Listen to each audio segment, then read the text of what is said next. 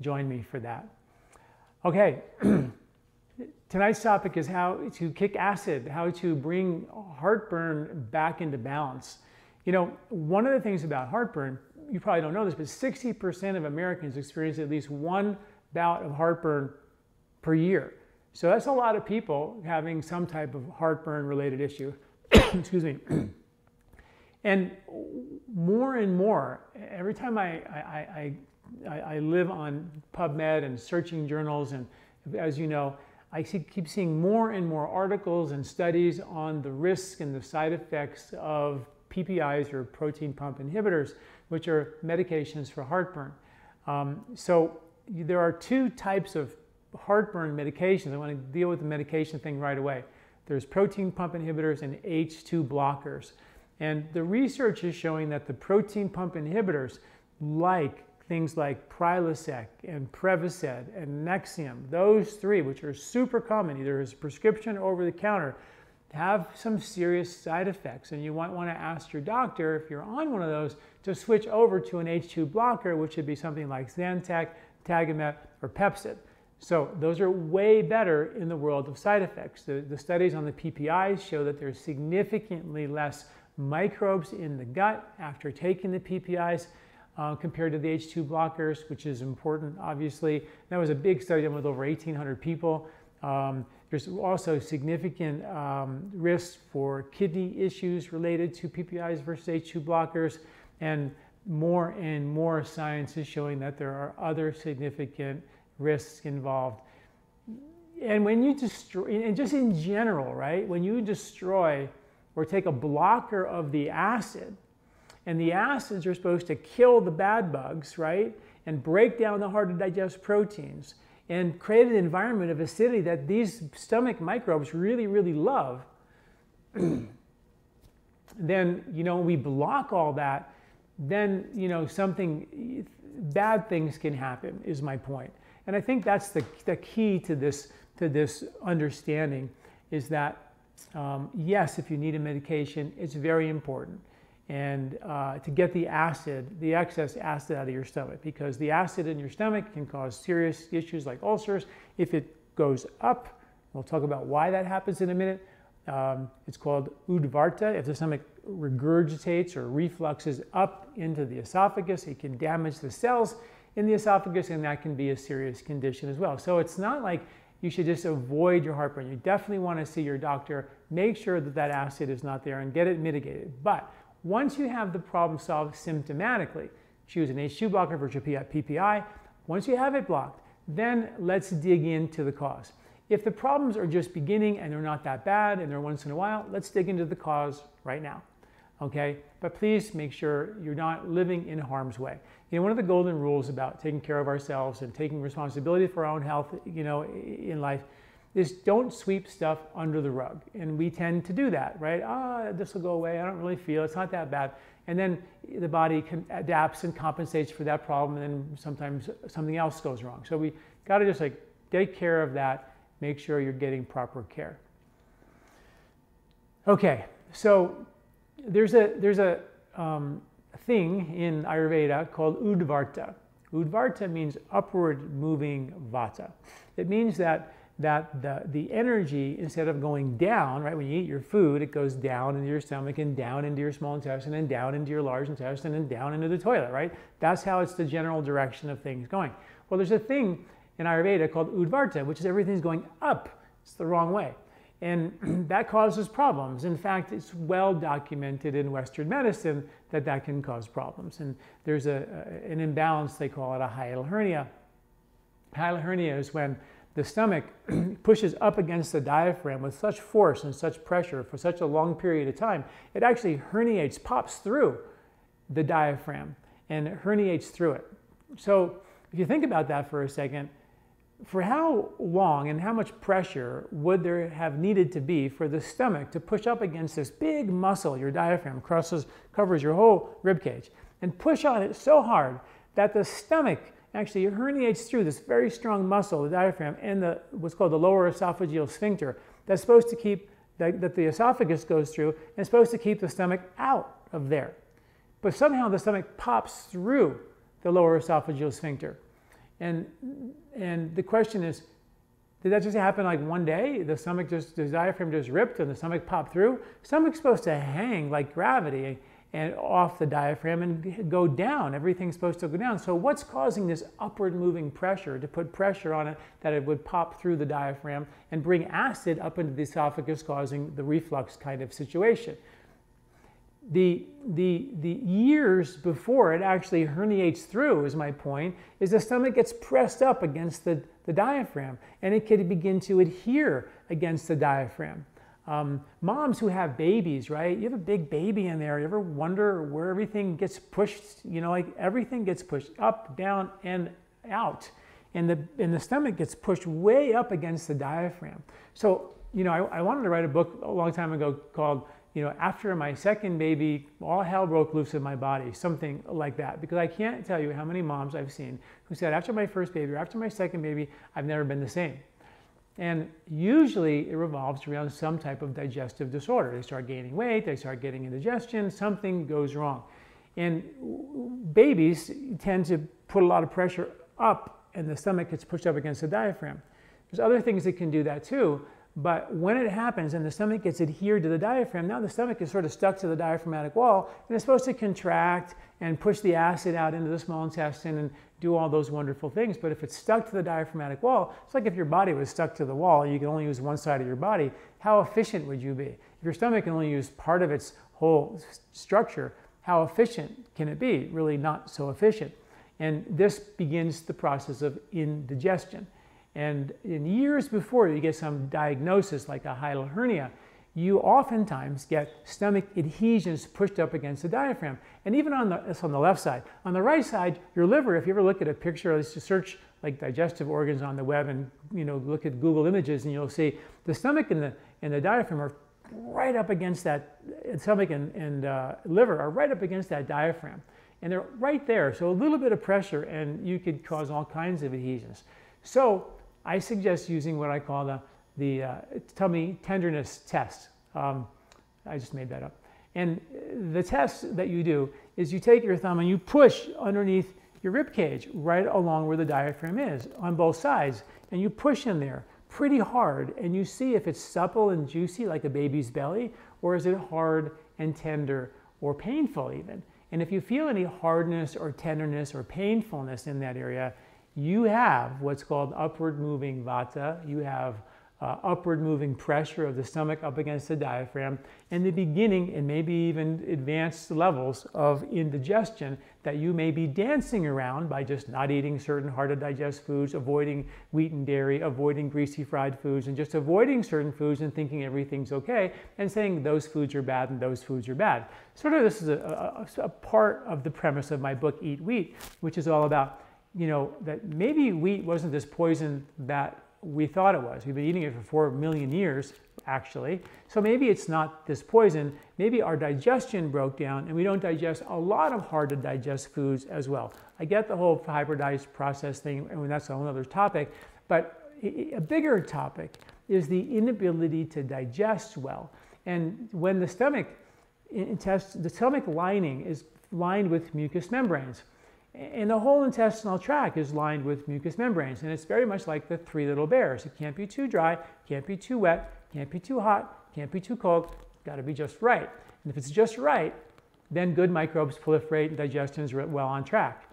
But stress and situations where the pressure is being pushed up and the acid is going up instead of down, it causes an alteration of the intestinal mucosa, an alteration of the microbiology, and that can damage the cells and cause irritation and, of course, indigestion kind of issues, and, of course, heartburn, occasional heartburn being one of those conditions. So we definitely don't want to have this upward moving pressure. So the test for that is the tummy tenderness test, and you squish in there. And you want to make sure that there's no issues there. And if there are, I've done a couple of articles and videos called stomach pulling. And all you got to do is just go to LifeSpa.com and type in stomach pulling in the website search bar. And some videos will come up teaching you how to do what's called stomach pulling. Basically, pulling the stomach back down, because when it gets pressed up, it can cause adhesions and forms of indigestion. On the right side, you have your liver. You have these bile ducts, these pancreatic ducts. They're very, very small, easily congested. And when there's a lot of tension or tenderness in there, it can cause problems. And when you go to the right side, you have the gallbladder, right? And this is like, everybody seems to have some type of gallbladder concern. And that is maybe the kingpin cause of forms of occasional heartburn that I want to talk about next. Before I do that, a quick little rundown on the strategies for if you don't pass the tummy tenderness test, okay? You take your thumb and you stick it underneath your rib cage, and you put with the other thumb some downward pressure on it. And then when you put downward pressure, all you got to do from there is just breathe in and lean back in your chair, sort of arching yourself back as you're pulling your tummy down. So, right? So you stick your finger in there, kind of relax, push downward pressure, breathe in, arch your back, and go and find another area of tenderness. Relax, breathe out, push your tummy down, breathe in.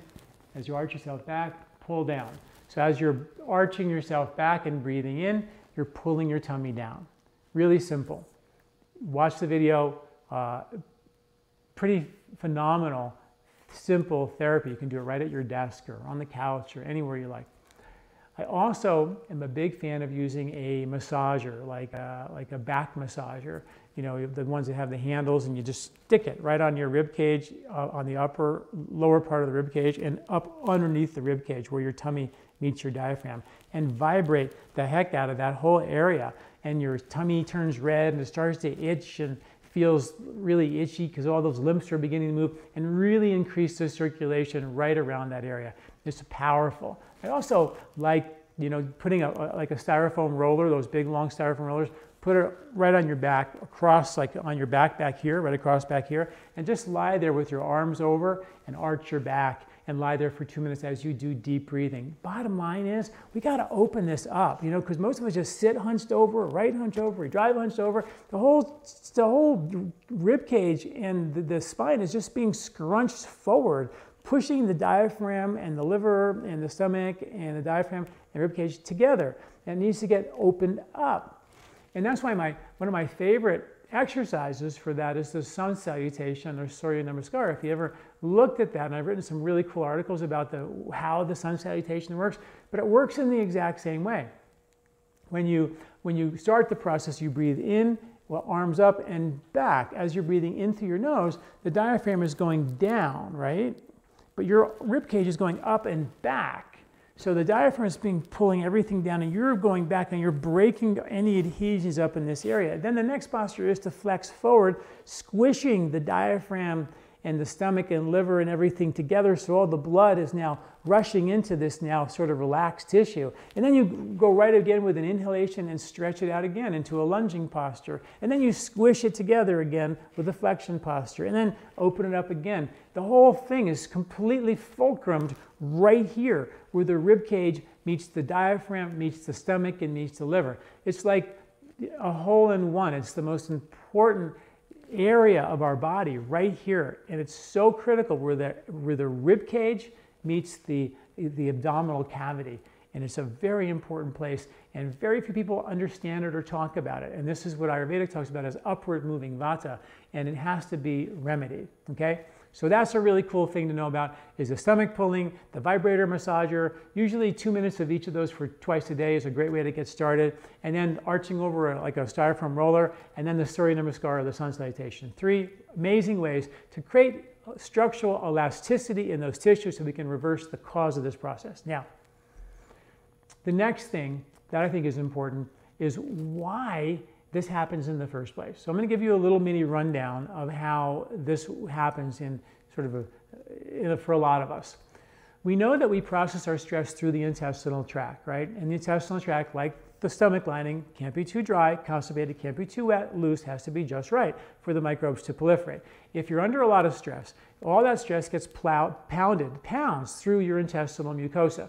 We know 95% of your serotonin and other neurotransmitters are produced, manufactured, and stored inside your intestinal tract. Only 5% is in your brain, right? So we know that your gut is where we process all that stress. Now, many of us are very sensitive people, have a lot of radar, feel everything. And particularly when you were a young kid, That's all you knew how to do, was just be really super sensitive and you know, who am I going to eat lunch with? Do my friends really like me? I mean, this is like so much radar and so much feeling in the intestinal tract, and the first thing that happens to it is just goes and binds right up.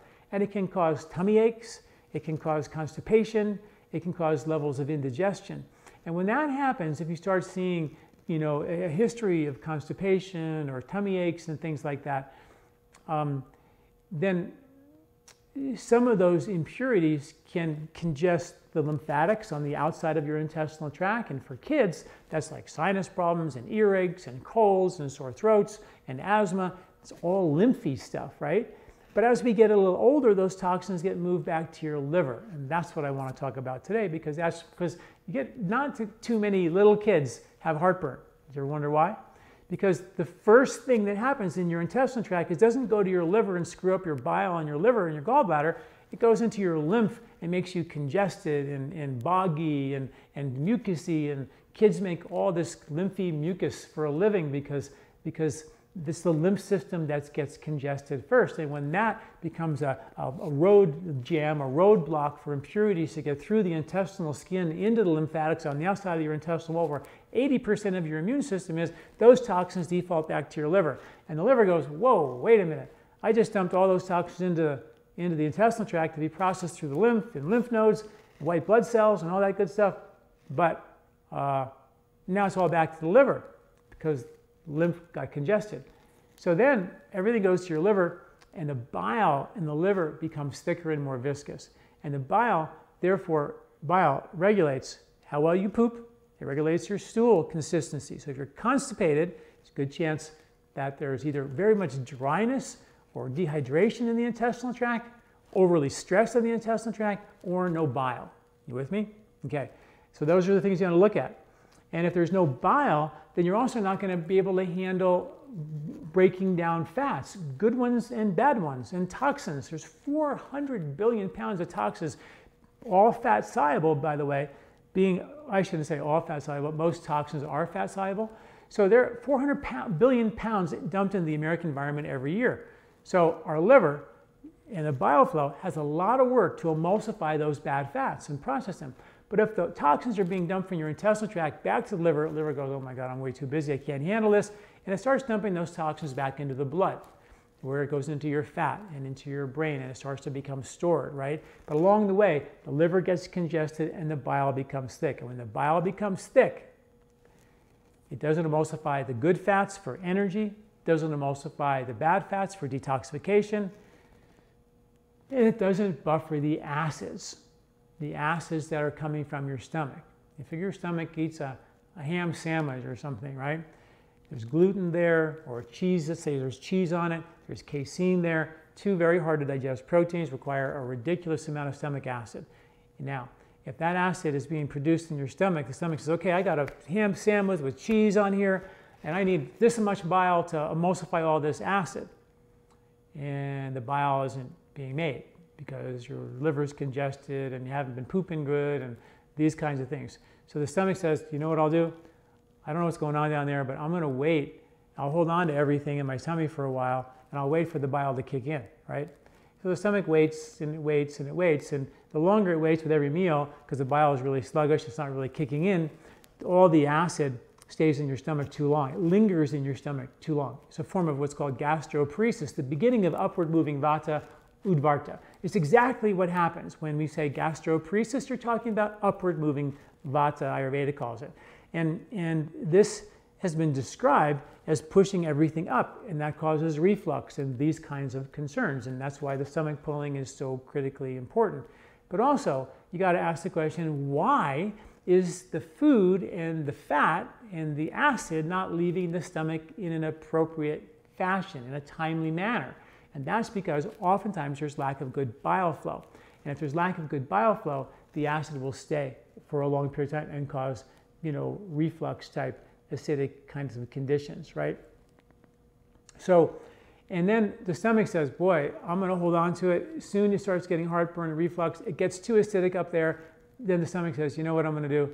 This is crazy. I got acid brewing. My stomach lining's burning. So the stomach just says, I'm just going to turn off my stomach fire, right? And when I turn off my stomach fire, then I match the lack of bile flow from my liver. So if my liver, it got congested, didn't make the bile, my stomach acid dials down to sort of match the amount of bile I have. So now the whole stomach ability to digest, hard to digest stuff just gets weaker and weaker and weaker. So now, if I just change my diet, don't eat wheat, don't eat dairy, don't eat greasy fried food, don't eat anything hard, I'm good to go and we're golden. So I just blame all these foods on my problems, right? They're all bad and I'm not going to eat them. And I can eat a healthier diet by eating more vegetarian and more plant-based and more things like that. I get it. It's true. But one minor problem. We didn't fix the problem.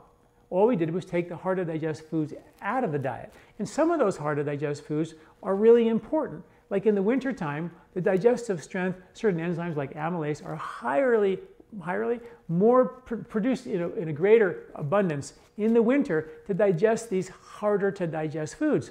So if you just have dialed down your digestive strength and only eat very light, easy to digest foods, when do you get the digestive strength to rebuild and store and strengthen and produce stamina? And you can't break down some of those hard to digest proteins and some of those fats.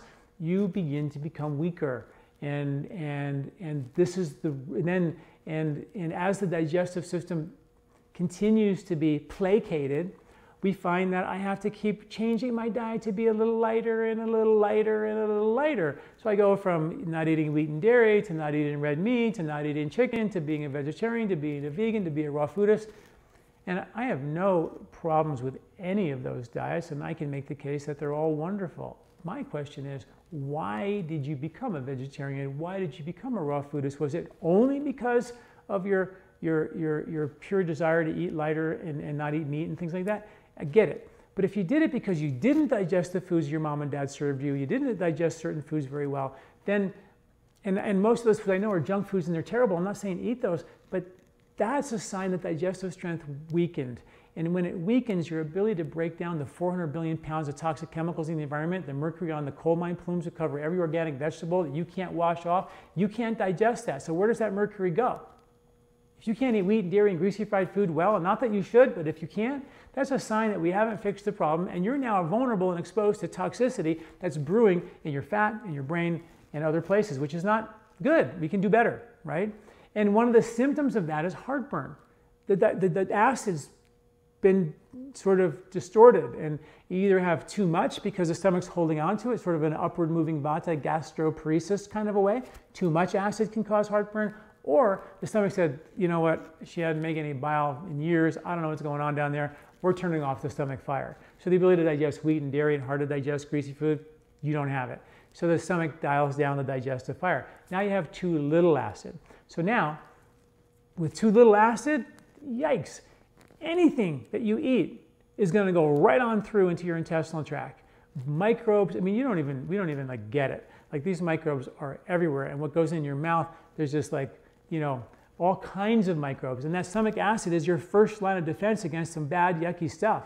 And if that's been dialed down, then the stomach lining becomes very vulnerable to anything, irritated by anything, even the foods, because the stomach's supposed to emulsify all that.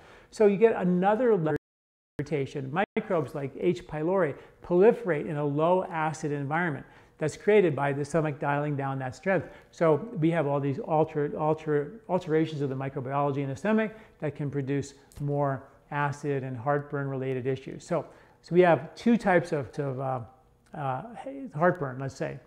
One is too much. The thing that happens always is too much acid.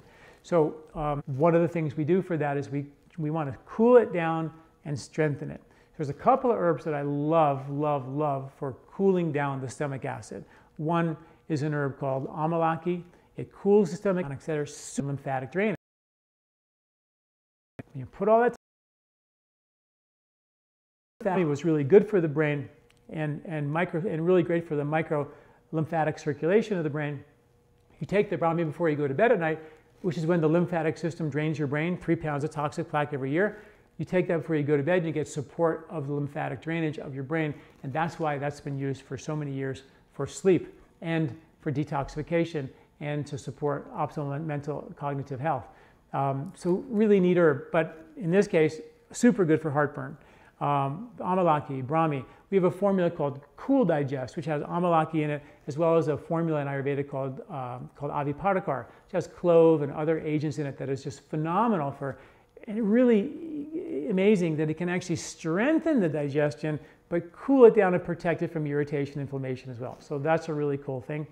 Other things you can do for too much acid, a little bit of baking soda, a quarter teaspoon in a glass of water before the meal, and see if that doesn't cool it down. That's a great way to diagnose whether you have too much or too little acid. So that's another way to do it as well, a little bit of baking soda.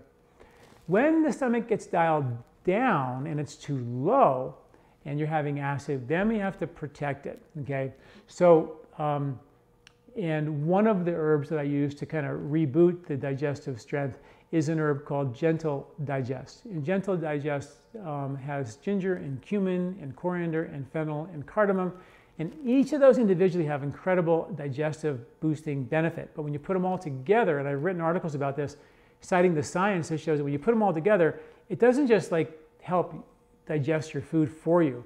It actually strengthens your ability to make your own acid, to make your own bile, to make your own duodenal and pancreatic enzymes. So it really helps the stomach really make its own digestive aids, and then reset that function. You can get on, get better, and get off these digestive aids. Where if you take a digestive enzyme, for example, which might help with your symptomatic relief, or hydrochloric acid, which might give you symptomatic relief, it's very difficult to get off of those because we're actually giving you the acid or giving you the enzymes. We're not helping your body do it itself.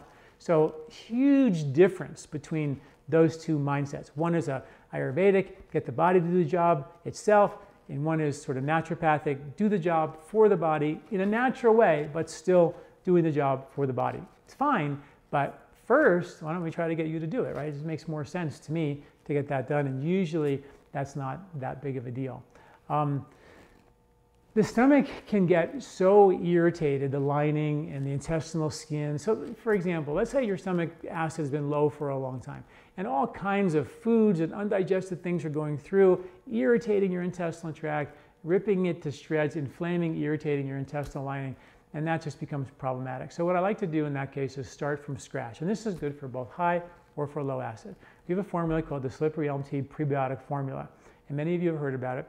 It's one of my favorite formulas for starting from scratch and healing and repairing the intestinal skin. Because heartburn is not just about the stomach acid, because it is, but it's also about the quality, integrity of the skin that lines your entire intestinal tract. And I've talked about the science that shows that longevity, aging process is linked to the breakdown of three primary tissues: your skin of your intestinal tract, the lymph that lines your intestinal tract, and the microbiology of your intestinal tract that depends on the skin and the lymph around your intestinal tract. So, very important to protect that intestinal skin. So you take this tea, it's a combination of chopped, not ground, slippery elm, marshmallow root, and licorice root. We take 3 tablespoons of the mixture in 2 quarts of water, soak it overnight, boil it down to a half a quart from 2 quarts in the morning, strain it through a metal strainer. Now you have this thick, viscous tea, and you take tablespoon dosages throughout the day to coat and soothe your whole intestinal tract like the Pepto-Bismol commercial where the whole intestines become pink. And this is a prebiotic Ayurvedic slime that protects and coats your intestinal tract. Now, sometimes when people have things like SIBO and microbes from the large intestine, the small intestine, and things are wacky, then what I oftentimes will do is add a formula called Gut Revival, which has probiotics like Saccharomyces boulardii and other probiotics that will knock down the populations of bugs that shouldn't be in the small intestine, and it has a series of colonizing probiotics that actually stick to the gut wall, adhere to the gut wall, and proliferate good microbiology. And that is the Gut Revival, and that will kind of do both for you, so you can get rid of the bad guys, and create a new population of good microbes, and then you can get on these probiotics and then get off of them. And I've written a whole article on 4 steps to rebuilding your microbiome, and Gut Revival is the first step, and then go from there. And you can read more about that. But the goal, of course, is to get on these probiotics, get better, and then get off. So you don't have to take a probiotic for the rest of your life. And probiotics alone can help your heartburn too, but again, for the same reason. We're just pumping in bugs that should be there naturally. And why are they not there naturally? possibly the bile flow is not there, possibly the stomach acid is holding on for too long. Another strategy for this is water. Your stomach is lined by a buffer layer, which is 95% water. And if you're dehydrated, and for kids, one of the most common reasons why kids get tummy aches is because they don't drink enough water.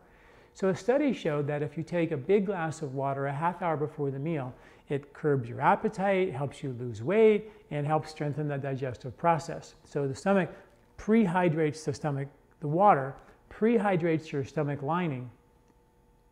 And then the stomach goes, whoa, there's like buffers here.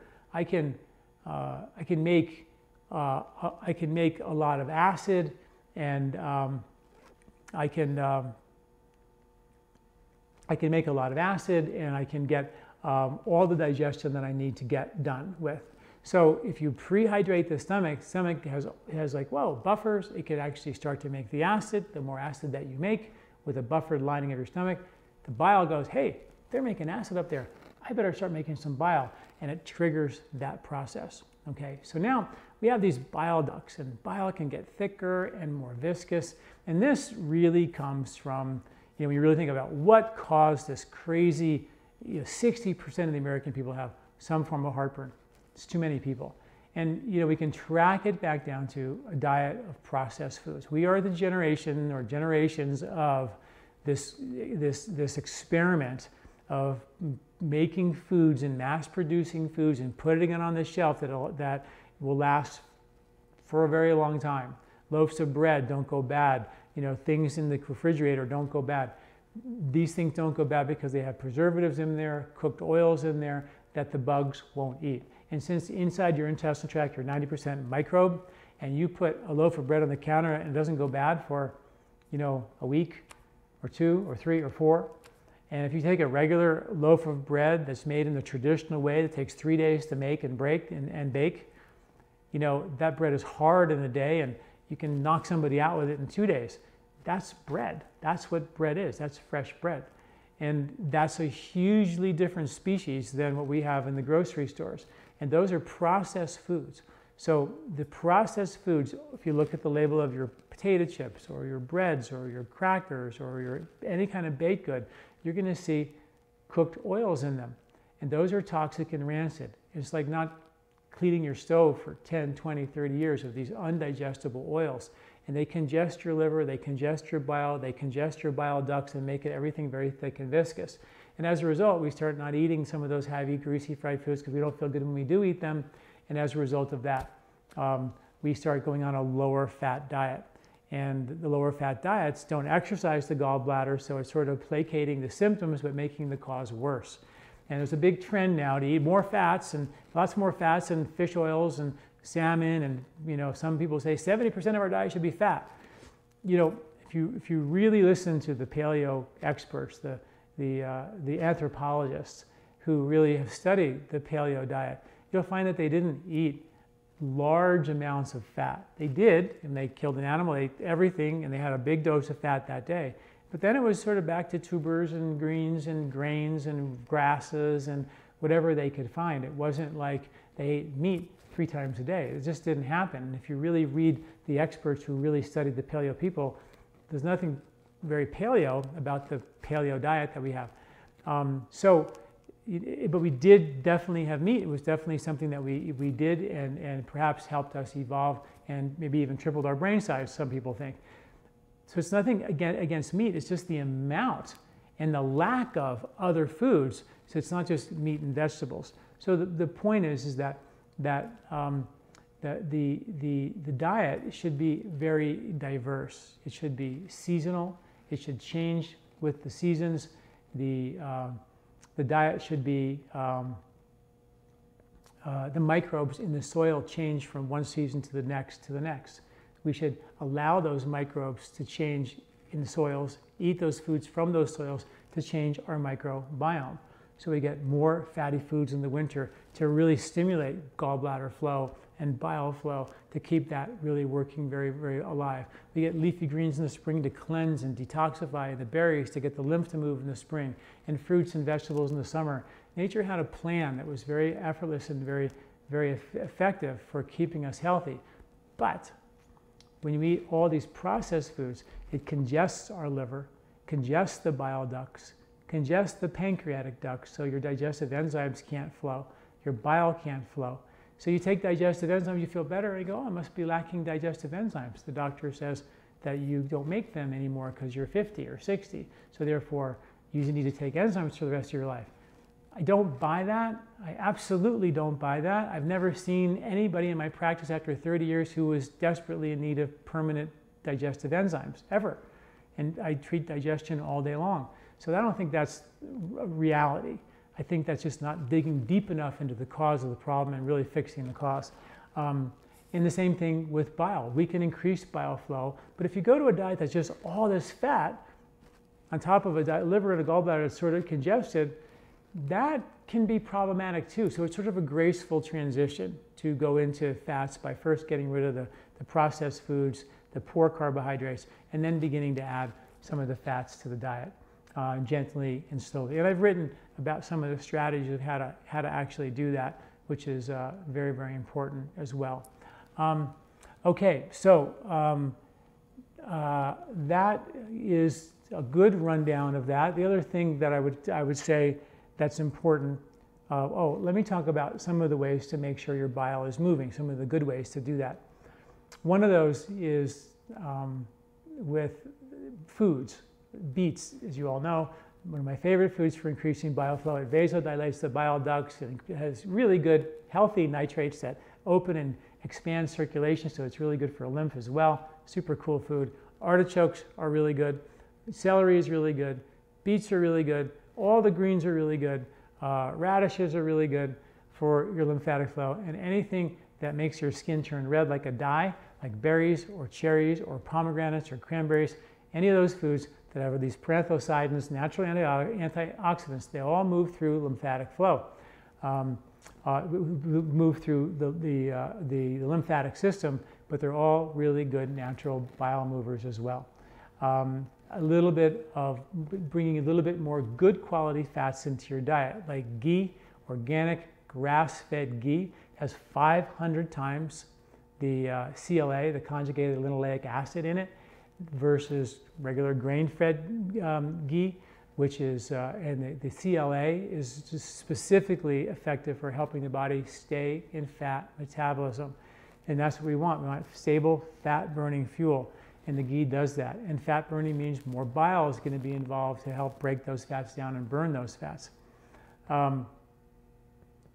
Coconut oil, another one, doesn't require as much bile flow, but it delivers those ketones as energy into the brain, into the tissue, so it gives you an alternative supply of fuel. And sugar may be the worst thing that we can do for our liver and our gallbladder, because the type 2 diabetes, pre-diabetes, is more of a liver condition than a pancreatic condition. Diabetes is when the pancreas stops making insulin, but way before that happens in adult onset diabetes, the liver becomes congested for these reasons that I mentioned. It can't regulate the sugars as well as it could, and in the morning it overshoots the runway with sugar into the bloodstream, and that creates real problems. So, so that's really important, and that's why exercise is such an important piece of the health puzzle, because good quality exercise forces the sugars into the big muscles and then gets it out of your bloodstream to safely, get it to move. And we have, genetics that require movement.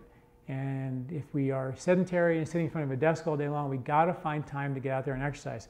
And even if you just do my 12-minute workout, which is 12 minutes, but with little fast twitch muscle fiber sprints, you can raise tuna fish cans up and down over your head for a minute 4 times during this workout.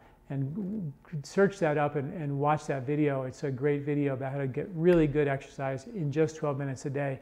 Very, very effective, but you got to move your body to get this whole thing working. Okay, the other thing I didn't mention that works oftentimes very well for heartburn related issues is apple cider vinegar. It can work very definitely for low acid conditions, and it can even work for high acid conditions as well. So definitely one of the things to try to reboot that. A tablespoon in a glass of water, drink that before the meal or with the meal even, to see if you can mitigate the heartburn. Sometimes taking, to help that gallbladder, because I remember the gallbladder is the kingpin of this, 1 teaspoon to 2 teaspoons of a little bit of lemon juice to 1 tablespoon to 2 tablespoons of a good quality olive oil. Mix it together and take it before you go to bed at night. That'll increase bile flow while you're sleeping, and the morning hopefully give you a better bowel movement, but it sort of exercises the gallbladder away from meal times, and that can do that usually just for a month to exercise that as well. Herbs for the gallbladder, we have a formula called Beet Cleanse, which has beets and fenugreek and cinnamon to kind of, and shilajit to rotor out the bile ducts and clean them out, because the bile becomes thicker and more viscous. Thus the vibrator or the stomach pulling, really good for that. But the Beet Cleanse is a phenomenal formula before meals to kind of clean out the bile ducts. Liver repair, another classic bitter root Ayurvedic formula to increase bile flow and to help increase the productivity of the bile and to decongest the liver as well. So liver repair, Beet Cleanse for the bile and the liver. Gentle digest to help reboot the digestion when its acid is really low. Cool digest, amalaki, really good for high acid conditions. The stomach, the slippery elm tea to cool and soothe everything along the way are some really good strategies. And of course, the stomach pulling is a great way to do it. And then, like I said about diet, some people get heartburn from green peppers, and some people can eat green peppers. Some people can get it from greasy fried food, and some people get it from spicy food. Some people don't get it from spicy food, they only get it from milk. So it's just very individualized, but again, rule number 1, get rid of the processed foods, okay? Try to begin to eat in season so you're getting the right bugs at the right time so you digest more efficiently. And then individually, take out the foods that you're more sensitive to. And you can look at your body type as well and take my body type questionnaire and see if you're more pitta, then you can look at the pitta reducing or heat reducing foods. They're probably going to serve you well. You could have a vata related issue. If you're more nervous and stressed, then there'll be foods that are heavier to digest for the vata type, and you can look at those foods as well. So you can tailor make this based on your body type as well. So take the body type questionnaire. Let me give you a list of foods when you click, when it figures out your type, we give you a list of information about what foods are good, what foods are bad. So check that out as well. Okay, I think that's it for me. I want to get into some questions real quick. If anybody has a question, you can press *2, raise your hand, and then I'm going to see if anybody has any questions here, and I'll dig in here for a second. Okay, first question. I have laryngopharyngeal reflux. Okay, so basically it's just reflux going up into the larynx, which is pretty high. Do I need to do anything different than someone with GERD, or is the treatment the same? I don't have heartburn, but the sore throat and coughing are the main symptoms. So it's sort of weird how sometimes that acid can get up there and doesn't really make a difference. And I had one lady who felt the burning in her nose and in her eyes and didn't feel it in her throat or anywhere. So it's sort of individual how it can happen. And that's where that slippery elm tea formula is so cool, because it just coats the whole entire thing in a real protected way. So yes, the treatment is the same. So it's a great question. Is there a way to close the lower esophageal sphincter so the digestive juices do not go into the esophagus? Well, that's exactly why I'm all about using that vibrator, doing the stomach pulling, because those tissues, when you have the stomach stuck to that diaphragm, it's just hard and irritated. See, what happens is that when the stomach muscles or the abdominal muscles, well, let me say it this way. If the stomach, which is a muscle, and the diaphragm, which is a muscle, become tight or stuck together, they can't contract and get their blood in or get their waste out. And if a muscle can't get its blood in and get its waste out, it starts to lay down tissue that doesn't require blood, which is called scar tissue. You don't water your lawn, you get crabgrass. It's green, but it's tough, not elastic grass. Same thing happens in your muscles. The tissues become sclerotic or fibrotic, and they become stiff and rigid. But that stiff and rigid fibrous tissue can be broken down and reabsorbed back into the bloodstream, and you can lay down good muscle elastic tissue once again. And that's where good old-fashioned massage comes in that area. But nobody thinks to massage this area, but it's time to think about that because it's really effective and sometimes so simple and it costs you nothing, but very, very effective. So I hope that answers that question.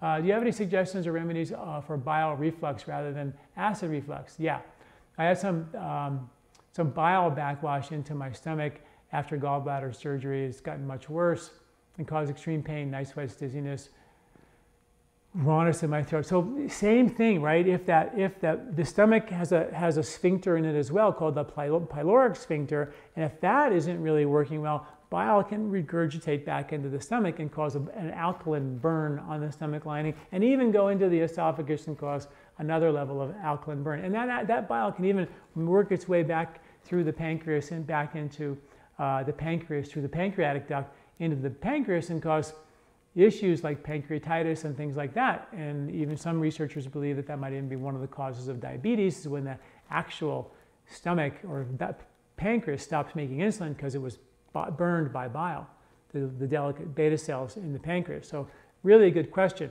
So how do you do that? For sure, on the right side. If you got tenderness over there, my tummy tender test, get in there, massage that as best you can, because this is a mechanical thing. The herbs like the beet cleanse and liver repair, those are critical as well. You know, the gentle digest would be the herb of choice for that. Like I would say, gentle digest, liver repair, beet cleanse, those 3 herbs to help bring that bile reflux back into balance. And then do the stomach pulling, the lying over the roller, the sun salutation exercise, and the vibrator to really get that back into balance. And you'd be surprised how quickly this body can recover. It's pretty cool. What causes valves to weaken and what can be done to correct this? I have a problem with my ileocecal valve, the valve between the gallbladder and the stomach, and the valve that keeps the bile from moving to my esophagus. Sort of the same question. The ileocecal valve, I wrote an article in one of my SIBO articles about something like called the old technique rediscovered, and it's all about how to work and massage your ileocecal valve. And how you can massage that. Same rules apply. These are muscles and they get like crabgrass in them, right? And you got to work them, and we don't. We just eat and, you know, we don't really get in there and massage all this. And that's why regular exercise is so good. But, you know, some of us have gotten a little yucky in there and getting some real good massage on some of those sphincters in the stomach and in the lower esophageal sphincter and the IC valve. They're really valuable to do some mechanical work. Or if you don't like doing it yourself, there's many people out there who do visceral massage, and you can have that done as well. Pretty cool. I sit safe to have baking soda and lemon juice every day, 1 to 2 teaspoons for heartburn, but also maintaining my pH levels. Thanks. I love your podcast. All the wealth of information. You know, taking baking soda and a little bit of lemon is great, but those aren't the ones that are going to turn the digestion on so you're now digesting. We're just sort of propping it up with these agents, and I would rather get you to not have to take anything to digest. And that's what we're trying to talk about today with some of these herbal formulas and strategies of stomach pulling to really get the function back so you're not having to take a pill or powder for the rest of your life. But thank you for that. Any suggestions for those with genetic conditions like MTHFR, which is a methylation genetic defect? Most of the people with genetic methylation issues, I think one study was like 70%, another one maybe a little bit less, can be mitigated with lifestyle. So the idea that I have this MTHFR mutation, it means I'm stunned and I have this big major issue. You know, so much research is now saying lifestyle, diet, behavior, de-stressing can change epigenetically some of those expressions. Vitamin D, meditation, all these things that I've talked about. It was really good science, and I'm in the middle of writing a pretty comprehensive article on the MTHFR, but I haven't gotten quite through it yet. But that's where it's going, is all about because you can't do anything about the mutation, but you can protect it. Vitamin D protects those mutations, and lifestyle and meditation, things like that to protect can really help you go a long way. And then just fixing the things we just talked about today. Get those digestive organs back online. A lot of times it's not, we just get, you know, that's why I'm not a big fan personally of genetic testing, because I don't feel like we know enough. And sometimes it's like, oh, you've got the MTHFR mutation, you can't digest, you're methylate or detoxify. And it's not true. The science doesn't support that at all. But, you know, when someone tells you that from a genetic test, you think, okay, I'm done, you know. And I don't think that's good enough. I think the body can heal.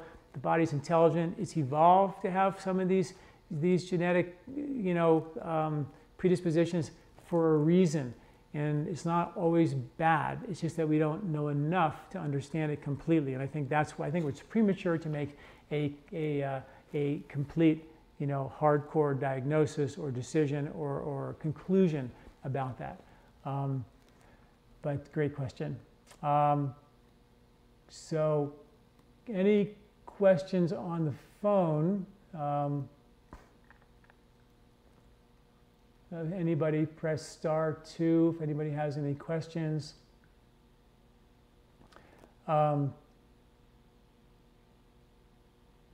Yeah, in Santa Rosa, are you there? Yes, hi. Hi. I'm just wondering, the recommendations that you gave for bile reflux, would that be the same recommendation if the gallbladder has been removed? That's a great question. I've written an article about, you know, what to do for gallbladder removal, because this question comes up a ton. Just so you know that that's out there and you can read about it. And the answer is yes. You still make bile in your liver on demand. You don't have the storage of the bile, but, you know, unless you're going to eat the brains of a woolly mammoth, you probably don't really need it. So it's no real big deal, okay? Our diet has changed significantly from the times when we needed a gallbladder to have 15 times concentrated bile in there for the kind of fats that we just don't need. Partly why we have so many issues. Bigger part is the processed food. And not to say that, you know, we've evolved away from a gallbladder, but our diet has definitely created gallbladder congestion. And I do think that ultimately getting a healthier amount of fats in our diet, not every single day. You know, the idea was like you would eat a whole bunch of fat one day and then nothing for a couple of days. And then the gallbladder has time to restore its bile. You see, it takes a couple of days for the body to replenish its bile after eating the brains and the intestines of a woolly mammoth, right? It takes a little while to do that. But when you have a gallbladder taken out, then you're just thinking, okay, I'm not going to do the feast or famine on some animal intestines any longer, right? I'm going to eat small amounts throughout the day and have a steady flow of bile, and you can really mitigate quite well without it, without the gallbladder. Now, making sure that you've solved the problem. Lots of folks, when they get their gallbladder taken out, they feel better. Lots of folks, when they get their gallbladder taken out, they don't feel better. The problems don't go away, which means that the problem was not in the gallbladder, although partially there, but there was more liver congestion and bile flow issues in the manufacturing and delivery from the liver to the small intestine, and those tubes are probably blocked or congested, and that's where things like the liver repair and the beet cleanse will go in there and increase bile flow and root those ducts. So it sort of depends on what the symptoms are, but generally speaking, yes, the same rules apply. We always just start out with a little bit smaller dose, and definitely when you're eating the fats, start out with a little bit of a smaller amount, because it can sometimes, you know, you just want to test the water and see just how robust that production of bile and delivery of that bile is. Does that make sense?